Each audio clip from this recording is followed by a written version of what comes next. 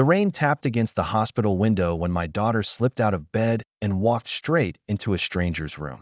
Bald, pale, and surrounded by stacks of legal papers, the woman looked like she hadn't spoken to anyone in weeks. And there was my 7-year-old, holding out a crumpled tissue like it was treasure. I froze in the doorway, wondering if I should pull her back or let this moment unfold. I've gotten used to hospitals. That's not something any parent ever wants to admit.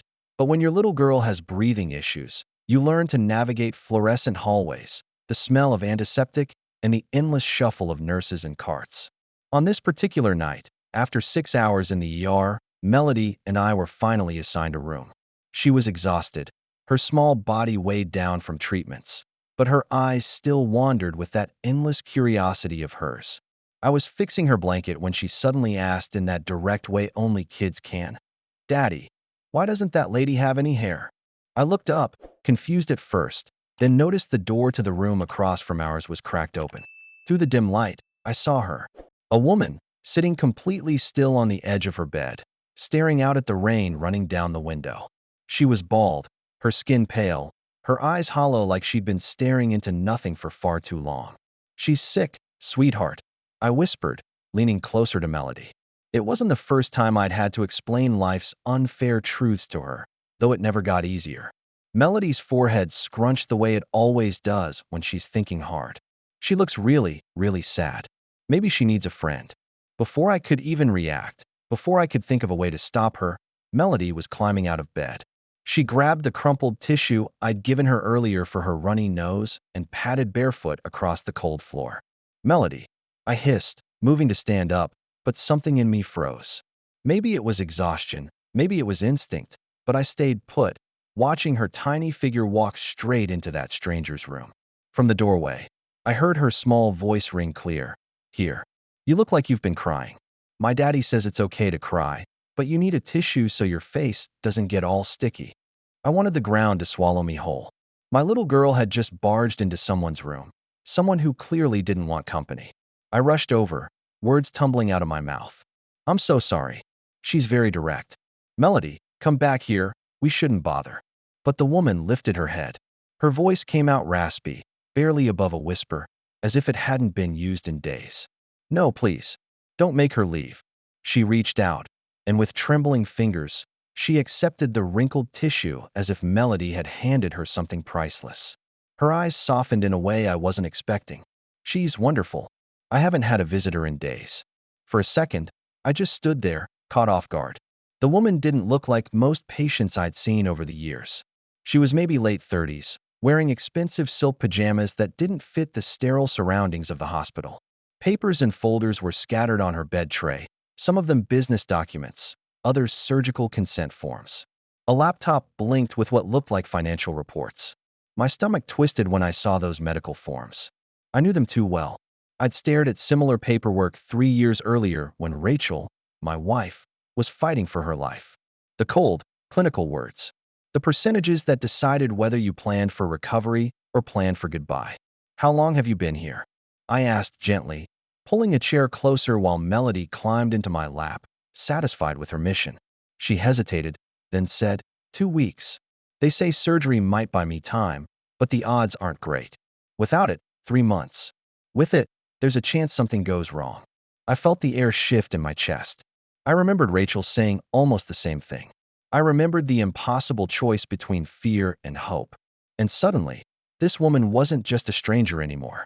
She sat there, clutching that tissue like it was more valuable than gold, her eyes flicking between me and Melody, as if she couldn't believe we were real.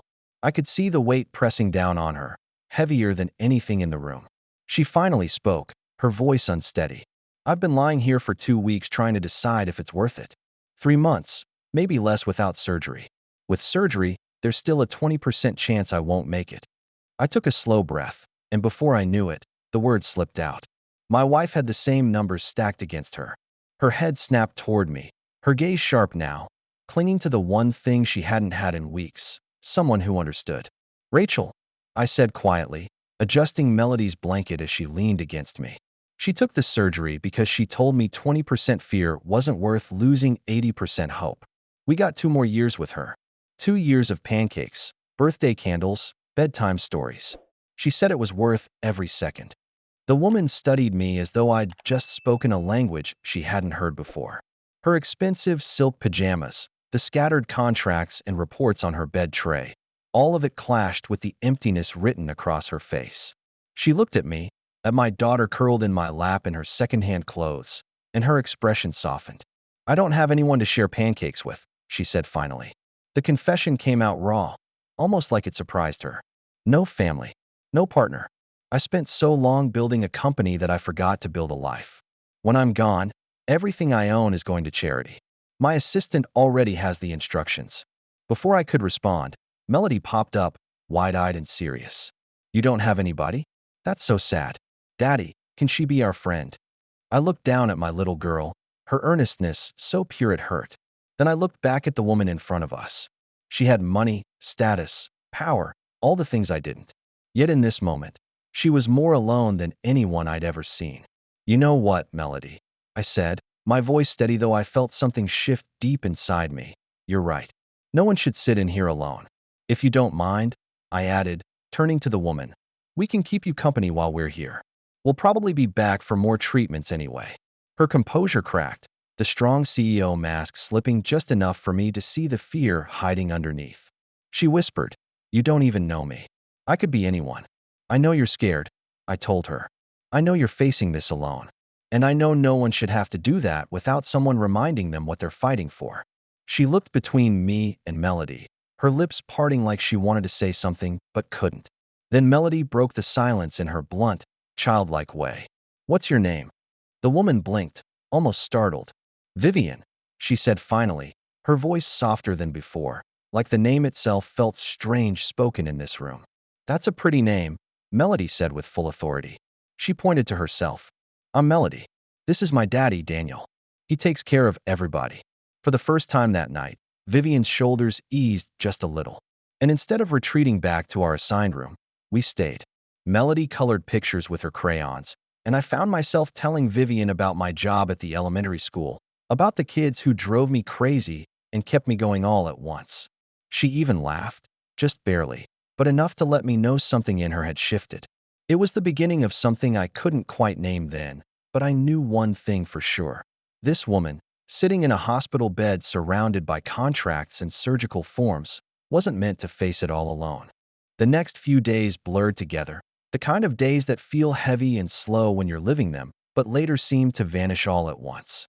Melody had her treatments, and we came and went from the hospital, but no matter what, we always found our way back to room 302. Vivian and I talked more in those hours than I'd talked to most people in months. She told me about her company, how she'd clawed her way up from nothing. No parents to rely on. She'd grown up bouncing through foster homes. By 18, she was on her own, working any job she could grab while putting herself through school. Success had become her armor, the thing that protected her from ever being powerless again.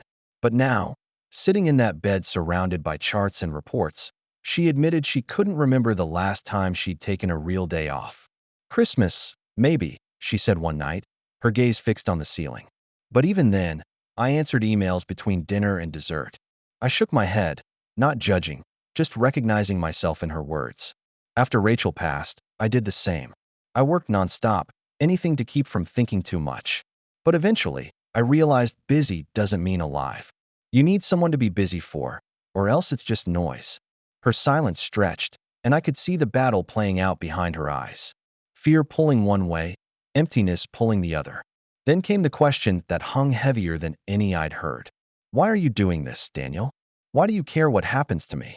I tucked Melody's blanket around her as she dozed in the chair beside me, her crayons scattered across the table. Outside the window, Denver's skyline glowed, people working late in towers not too different from Vivian's own. I thought carefully before I answered. "When Rachel died, there were days I wanted to give up too," I said finally. "Grief is like drowning in air. But Melody needed me. Having someone who needs you, it changes everything. You think you don't have anyone, but you do now. You've got us." Her eyes searched mine, unsure, almost like she wanted to believe but didn't know how. "How could you possibly need me?" she whispered.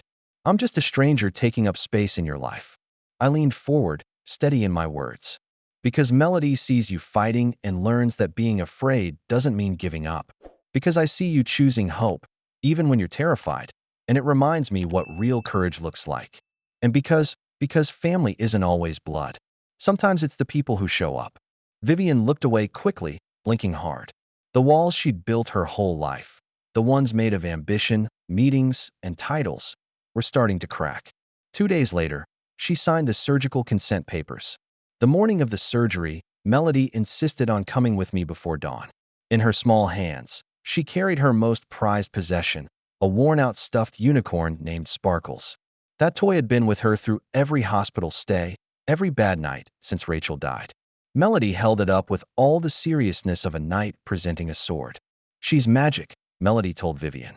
"She's brave and has special powers. She'll keep you safe."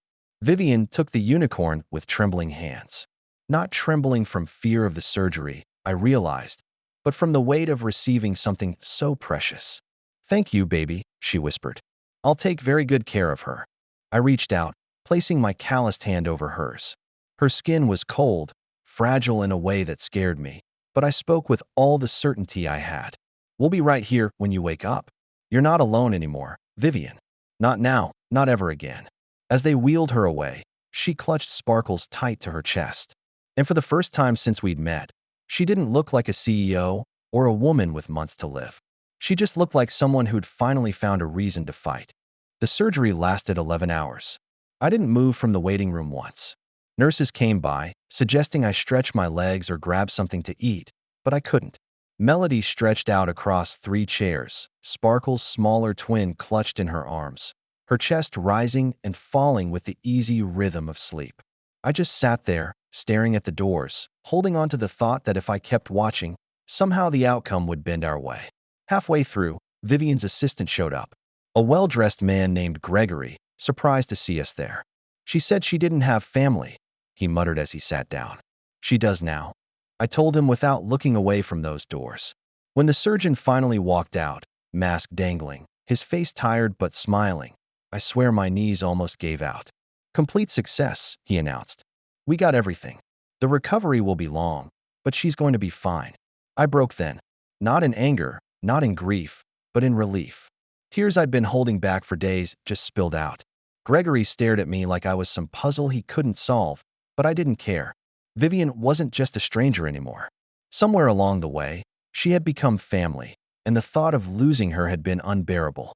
When she finally woke, Melody was the first thing she saw. My daughter leaned over the bed, beaming with a grin so wide it almost didn't fit her face. "You did it," she whispered. "You were even braver than Sparkles." The weeks that followed weren't easy. The tumor was gone, but Vivian had to relearn things we take for granted: balance, memory, even basic strength. She grew frustrated often, and I could see the way it ate at her. A woman who once ran boardrooms now needed help just to walk across the room. But she wasn't alone anymore. I rearranged my schedule, using every vacation day I'd saved. When that wasn't enough, the principal at the elementary school quietly shifted duties around so I could spend more time at the hospital. The staff all knew. Word spreads fast about the janitor sitting by a CEO's bedside like she was his sister. They didn't mock me for it. In fact, I think some of them admired it. Vivian tried to pay me once. She offered a figure that would have changed my life, wiped away years of financial strain. But I shook my head. "You don't pay family," I told her. And I meant it. The words must have struck her deeper than I realized, because after that, she stopped trying to keep everything transactional. She found other ways to give, quieter ones. Groceries appeared at my apartment, delivered without my ordering. A program I'd never heard of suddenly covered Melody's treatments. When my old car finally died on the side of Colfax Avenue, a loaner showed up in my parking lot. No explanation, no strings. At first I wanted to protest, but over time I learned what she was slowly learning too. Sometimes love means letting people care for you, even when you're not used to it. 3 months after the surgery, the very 3 months she'd originally been told would be her last, Vivian walked out of that hospital on her own 2 feet. Her hair was just beginning to come back in, soft and dark, and she looked stronger, steadier.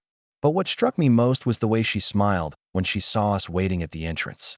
I'd seen plenty of smiles in my life, but that one, the relief, the gratitude, the quiet joy, was the kind of smile that makes you believe in second chances. The day Vivian was discharged, I drove her home. She sat in the passenger seat, clutching her discharge papers, staring out the window like she was seeing Denver for the first time. Halfway down Colfax, she spoke up, her voice hesitant.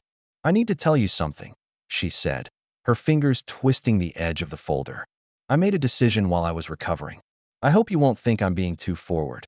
I glanced at her, not sure where this was going. "What kind of decision?" She took a deep breath, then said it in one quick rush. "I bought the apartment next to yours, the one that's been vacant. I thought, maybe I could be closer to my family." I was so stunned I pulled the car to the curb without even realizing it. In the back seat, Melody practically bounced out of her seatbelt. "You're going to be our neighbor? Really? Can we have dinners together every night? Can we have a garden? Can we?" Vivian's face lit with a smile that was half relief, half uncertainty.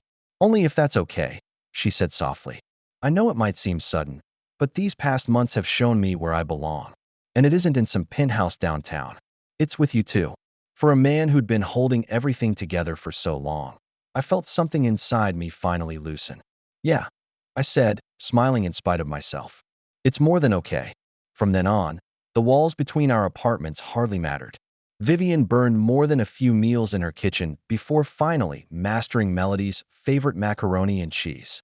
She came with us to school plays, sat through doctor's appointments, even stayed up through those nights when Melody woke from a nightmare and couldn't fall back asleep. I watched her fumble her way into our routines, sometimes awkward, sometimes over the top, but always genuine. And little by little, she stopped being the CEO I'd met in that hospital room. She became just Vivian, our neighbor, our friend, and, if I'm honest, something much more than either of those. The three of us fell into a rhythm I hadn't realized I was missing. Weeknight dinners around my small kitchen table, Saturday mornings at the park, evenings watching Melody's cartoons. All of us crammed onto the same couch. It wasn't glamorous, not by her old standards, but it was real. And I think for Vivian, that was the thing she'd been searching for all along. Sometimes, when Melody would drift off between us during a movie, Vivian and I would catch each other's eyes over her head. No words, just a look that said everything. This is what matters. Vivian didn't just recover her health. She started to rebuild her entire life. And the changes didn't stop at her apartment door. When she returned to work at Caldwell Innovations, she wasn't the same woman who had left. The people around her noticed it first. Meetings that used to feel like battles suddenly had space for listening. She started asking her employees about their families, about their lives outside the office. And it wasn't small talk. She actually cared about the answers. I remember one night she came over after a long board meeting. She dropped her bag on the floor, kicked off her shoes, and leaned against my counter while I stirred a pot of chili.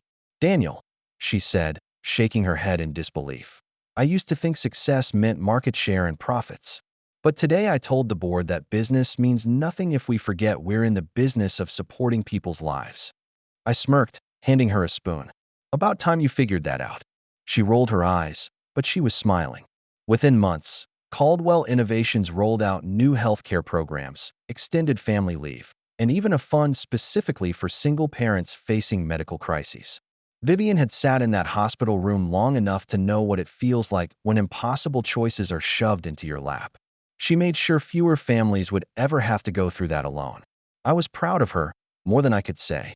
Not because she was a CEO who had turned her company around, but because she was using her influence to make sure no one else had to sit in a sterile hospital room feeling abandoned.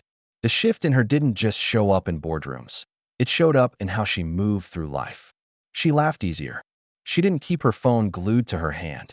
She started volunteering with me at Melody's school, helping with book fairs and bake sales like any other parent. She burned through more than a few cupcakes in the process, but no one minded.